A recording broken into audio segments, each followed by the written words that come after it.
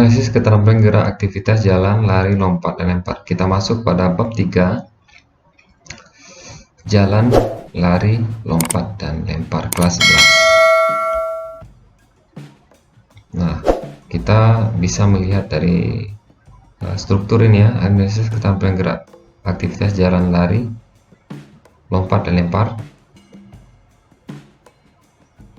Ada beberapa poin kita bahas pada subtema kita, yaitu tentang jalan cepat dahulu ya. Peta konsep, pengertian, teknik jalan cepat, manfaat, analisis keterampilan gerak jalan, lari, lompat, lempar, kesimpulan, penilaian, dan penutup. Nah, analisis keterampilan gerak jalan. Pengertian jalan cepat adalah gerak maju dengan melangkah tanpa adanya hubungan terputus dengan tanah. Nah, jalan cepat setiap kali melangkah kaki ke depan harus menyentuh tanah sebelum kaki belakang meninggalkan tanah, atau dalam periode satu langkah di mana satu kaki harus berada di tanah, maka kaki itu harus diluruskan atau tidak bengkok pada lutut dan kaki menumpu dalam posisi tegak lurus atau vertikal.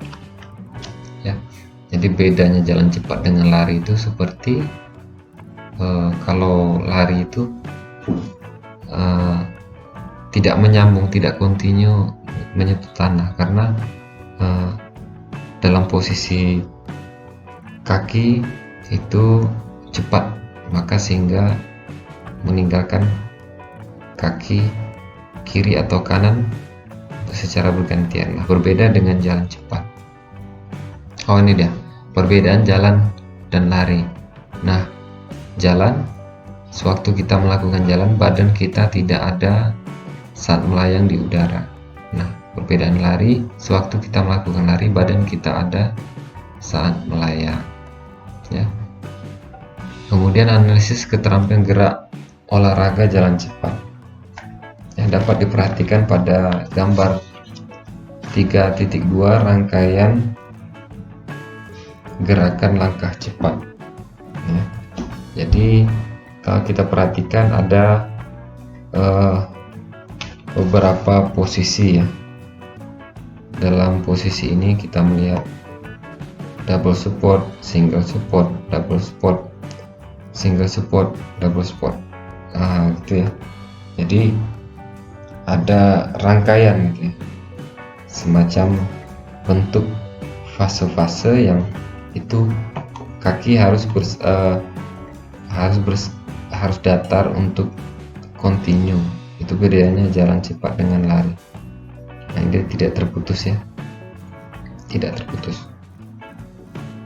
Nah, kemudian ini dia melakukan teknik analisis teknik jalan cepat. Berikut tahapan keterampilan teknik yang dilakukan pada jalan cepat. Nah, pertama, melakukan teknik jalan cepat, fase tumpuan dua kaki, fase tarikan, relaksasi, dan fase dorongan. Nah, ini merupakan teknik jalan cepatnya. Nah, aktivitas pembelajaran gerakan jalan cepat dapat kita lakukan belajar natural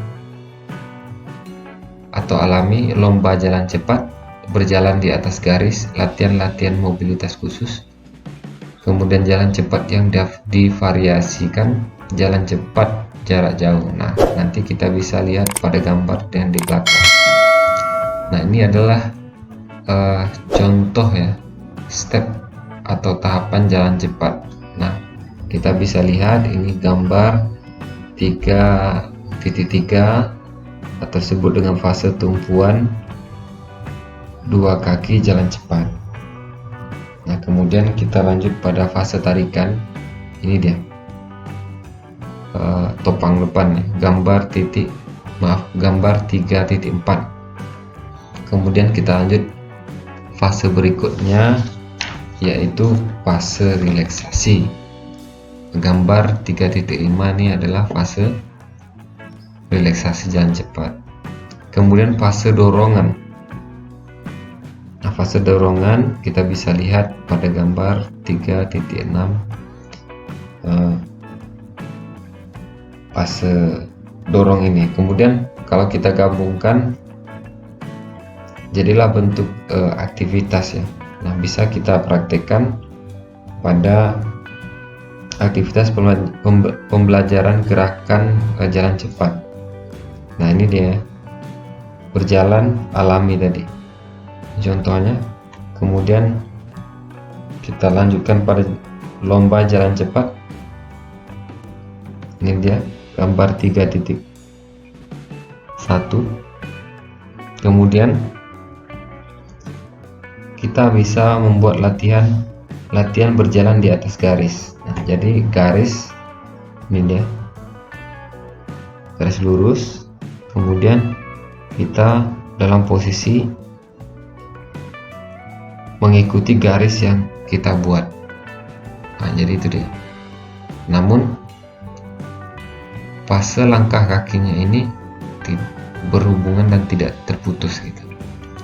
Kemudian kita lanjut pada latihan mobilitas khusus.